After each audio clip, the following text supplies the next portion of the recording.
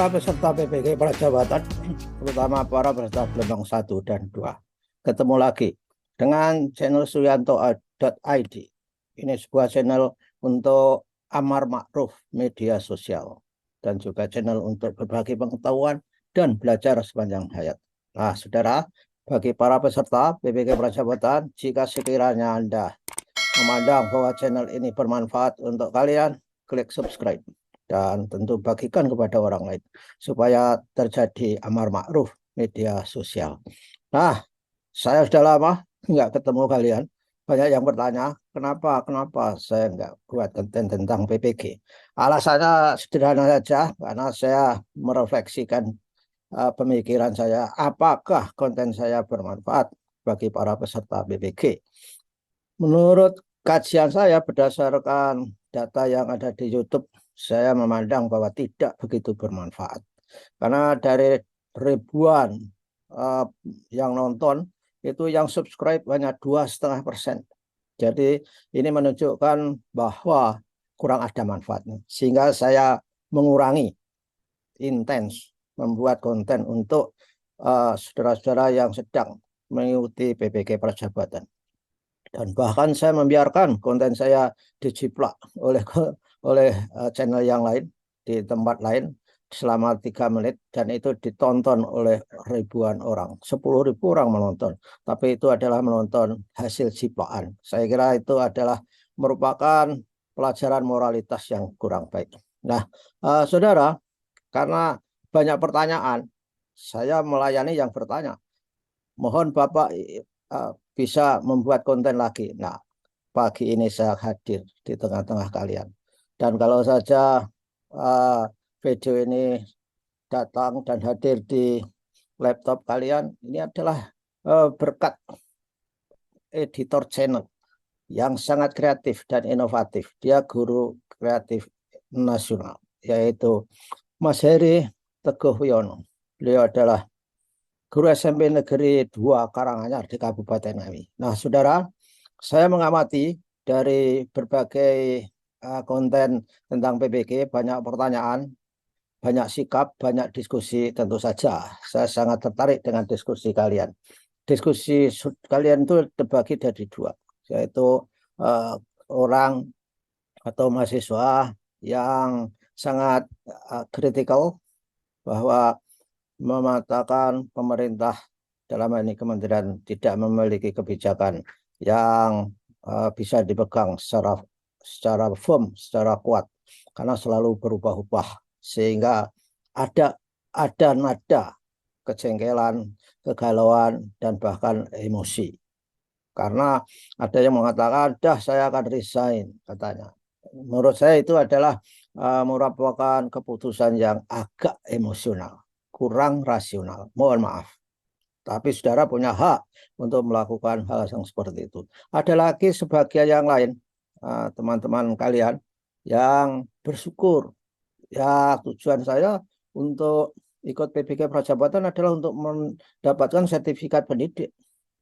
Setelah mendapatkan sertifikat pendidik itu berarti saya akan memiliki bekal untuk bersaing untuk menjadi ASN di masa yang akan datang. Persoalan kebijakan PPG yang tidak konsisten, bagi dia sikapnya adalah lain dari yang kelompok pertama tadi.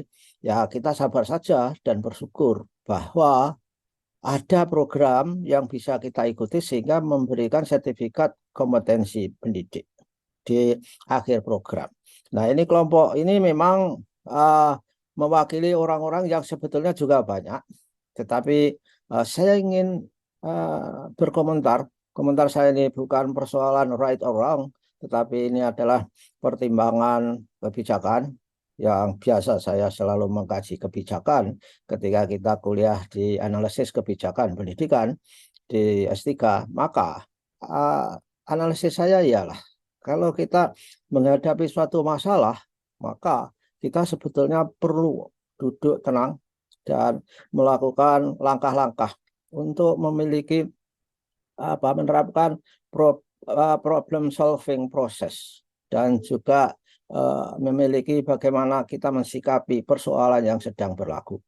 Memang perubahan zaman itu luar biasa cepatnya. Jadi kelompok pertama itu saya pahami agak memiliki sikap yang kritis, yang mengatakan bahwa pemerintah, misalkan saja kementerian dalam hal ini ibaratnya mencela-menceli terhadap kebijakannya. Dan bahkan sampai pada titik optimum, saya akan resign dari BPG. Saya kira sikap yang seperti ini menurut saya itu adalah agak berlebihan. Saya menyarankan Anda cooling down, nggak usah resign, tetapi dapatkan dapatkan sertifikat pendidik itu dengan prestasi yang baik. Karena dengan modal seperti itu, kalian bisa menghadapi berbagai ketidakpastian. Kecuali kalau misalkan saja prestasinya hanya average, misalkan saja, maka dalam keadaan ketidakpastian itu, ini kurang menguntungkan.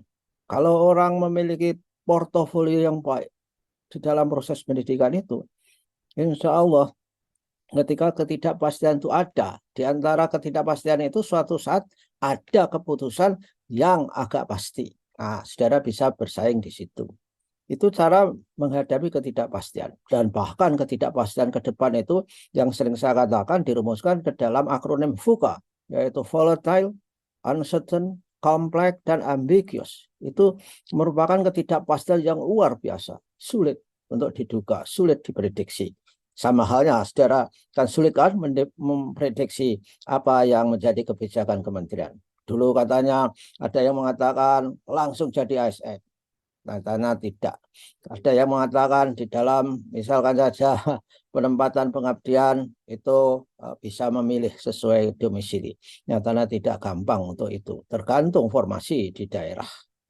Ada yang mengatakan bahwa gaji ketika masa pengabdian 2 tahun itu dijamin, tetapi nyatanya dijelaskan bahwa tergantung pada kondisi keuangan daerah. Mengapa orang pusat mengatakan begitu? Karena guru adalah merupakan kewenangan di daerah sebetulnya. Sehingga ada gerakan saat ini untuk mengembalikan guru itu menjadi urusan pusat. Supaya mudah dimobilisasi, mudah ditempatkan, mudah dibina, dikendalikan, kualitasnya dan sebagainya. Ini komen saya yang untuk kelompok yang kritis dan kelompok yang sangat tidak suka terhadap kebijakan yang selalu berubah-ubah. Nah, bagaimana dengan kelompok dua yang kalem, tenang, cool, misalkan saja. Jadi bersyukur dijalani, ini juga ada baiknya. Baiknya apa? Karena dia karena bersyukur, maka dia akan bisa mempersiapkan mental dan moralnya secara lebih baik. Orang-orang yang bersyukur, tenang, itu akan menghadapi ketidakpastian itu menjadi lebih mudah, lebih siap daripada orang-orang yang emosional misalnya saja. Udah, aku mau resign saja. Tapi yang kelompok dua ini, ya oke lah, saya di sini walaupun berhadapan dengan ketidakpastian, ya bersyukur. Kita jalani saja. Yang penting mendapat sertifikat. Setelah ada sertifikat itu, ada peluang untuk ASN. Memang ada peluang untuk ASN. Dan harus ada. Karena jumlah guru kita ini kurang ratusan ribu ke depan. Dan itu harus direkrut. Direkrut dari mana? Ya dari peserta PPG Prajabatan itu. Masalahnya adalah ini kan masalah waktu. Masalah karena saudara sudah berkeluarga, punya anak, punya istri, berpisah anak, berpisah istri, itu yang menjadi masalah. Dan tidak banyak orang berempati terhadap keadaan yang saudara saat ini berada di situasi seperti itu. Nah, oleh karena itu, sikap yang kedua ini luar biasa. Saudara yang tetap menjalankan dengan tenang supaya bisa baik. Syukur-syukur indeks prestasinya hebat, praktek-praktek profesionalnya hebat, itu akan menjadi catatan dalam portofolio kalian. Sehingga ke depan ketika ada perubahan lagi, orang yang kelompok dua ini lebih siap. Jadi karena menggunakan akal sehat. Akal sehatnya apa? Mereka berpendapat, walaupun protes-protes pun nggak bisa mengubah keadaan, saya kira. Nah, ini ada perilaku-perilaku dan sikap seperti itu memang wajar saja di dunia ini orang tidak sama memang.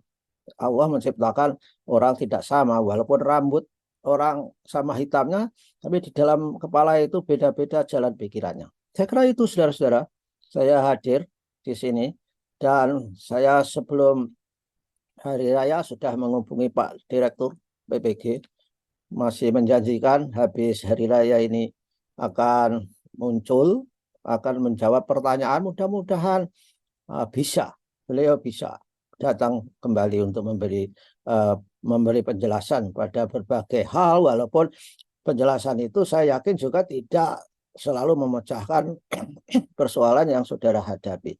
Begitu ya saudara, saya akan bangkit lagi untuk melihat diskusi-diskusi saudara, karena saya selalu ditanya-tanya, mengapa? Ayo Pak, berkonten PPG lagi. Itu pada konten-konten lain yang bukan untuk PPG. Memang saya selalu membuat konten untuk amar ma'ruf media sosial. Di kesehatan, pendidikan, penelitian, macam-macam.